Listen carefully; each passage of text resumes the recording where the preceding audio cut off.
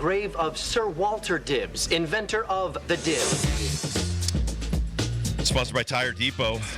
Going to be a big snowstorm tomorrow with a lot of ice, rain, freezing, snow, whatever. And don't wait until the winter weather hits before you get some new tires. It's a safety factor.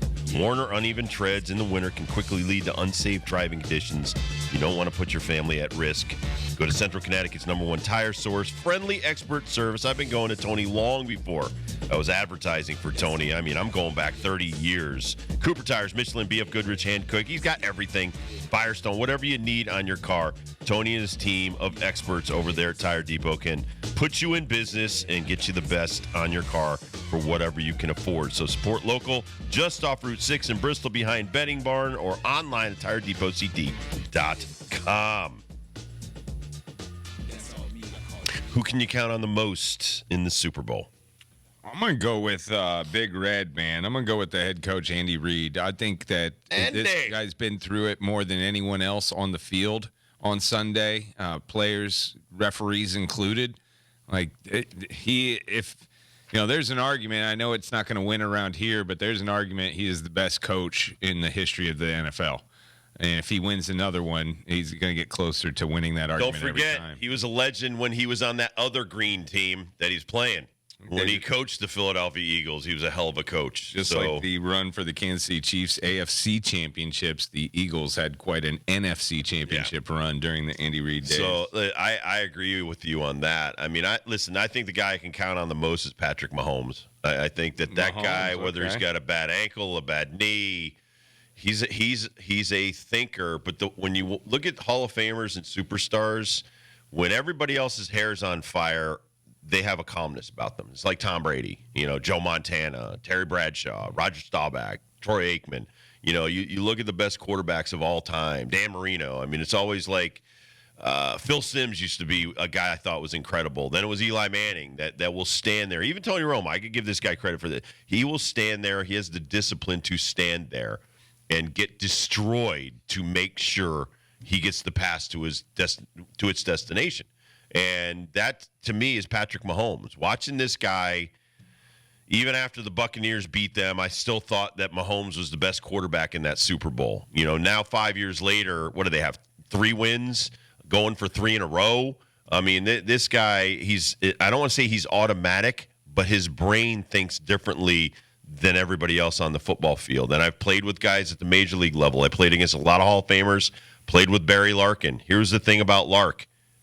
Was calm all the time. Now, his heart rate might have been raised. He might have been running around like an absolute leopard on the field. But in that guy's brain, he had a different level of calmness, and that's what set him apart from everybody else on the field. So I just think Mahomes has this presence about him that 13 seconds left in that Bills game, doesn't matter. That this guy doesn't need 2-minute drills. He's got a plan for victory, and I think he's going into this game.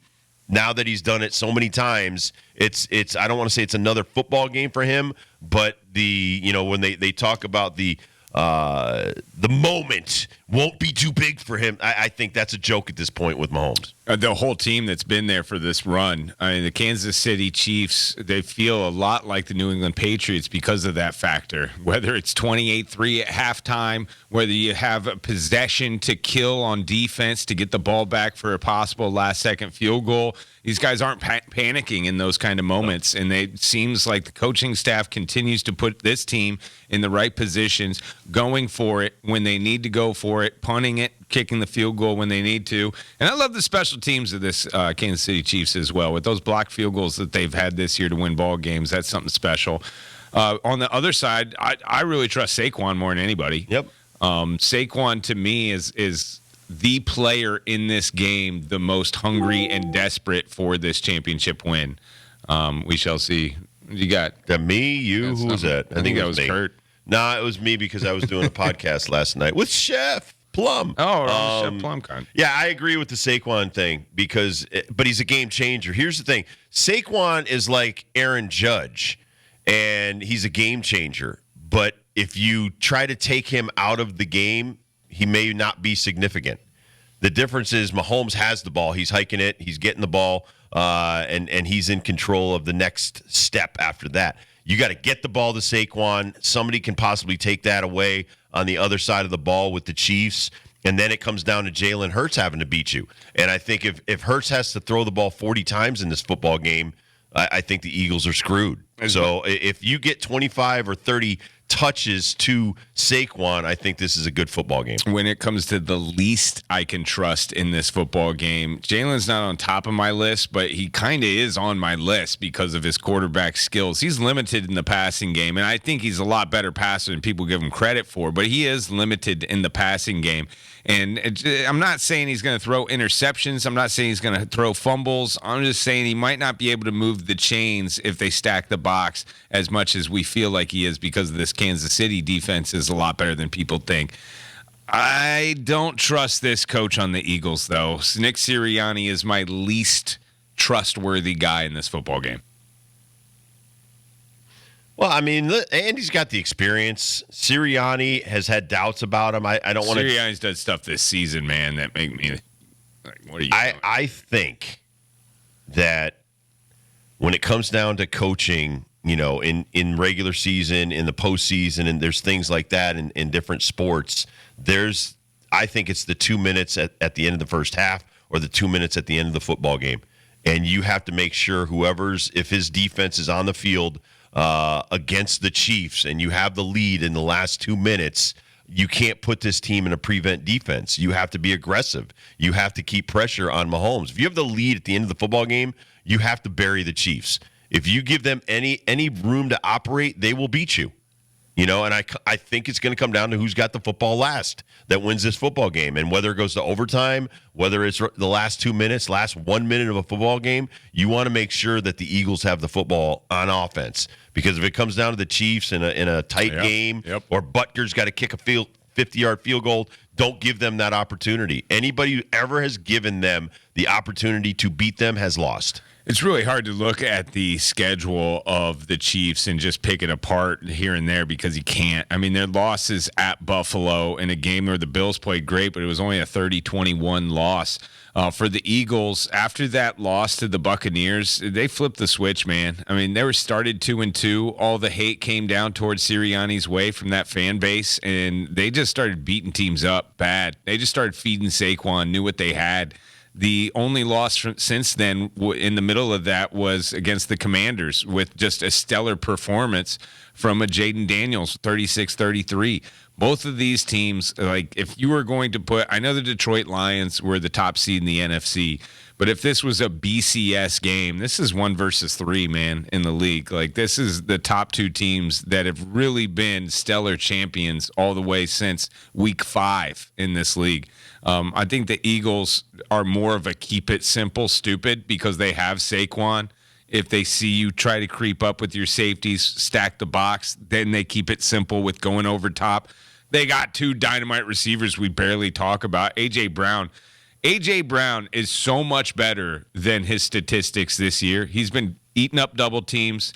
A lot of times they don't need to throw the ball because they've just been running with Saquon so successfully. Like throwing the ball is kind of a novelty in this offense. And Devontae Smith, the Slim Reaper, that dude can get open from anybody.